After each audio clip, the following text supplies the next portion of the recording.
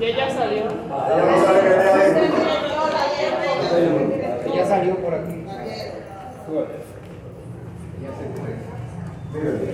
Ella está aquí adentro. Le voy a decir una cosa. Déjame explicarle algo.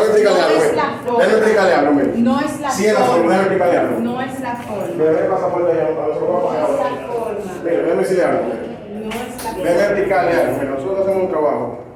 Ya no, nosotros mismos lo queremos hacer. Ok, Pero escúcheme, Techo, que es un trabajo de seguridad nacional. Eso también, nosotros trabajamos en un orden de activo. Doctor, Vamos a dar tu presencia. Sabe que va a tener problemas. Esto es Estado. Esto es Estado. Ah, no. Dígame. Dígame. ¿puedo conversar con usted?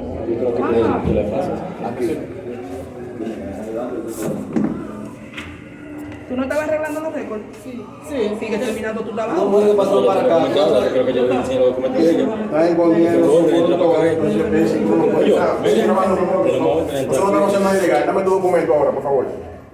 Oiga, se lo voy a pedir. Usted es dominicano, permiso, se lo voy a solicitar. Permítanme hacer nuestro trabajo, que es lo que estamos haciendo correctamente. De su grabadera, que no estamos haciendo nada ilegal. No, otra pregunta. Que grave con lo que decía. También.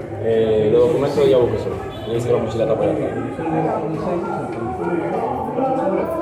Ahí ella te dice, vale, que enfermería del centro. ¿Por qué no habla del presidente de la República? Venimos de allá de Vaina, de Cojuey. No, el director está hablando, ella enfermería del amor. Sí. Metale. Ella tiene pasaporte de entrevista. Ay, Dios mío. L'immigration entre là, je prends un infirmière pour nous là. Je vais aller entrer là, je vais l'autre bois.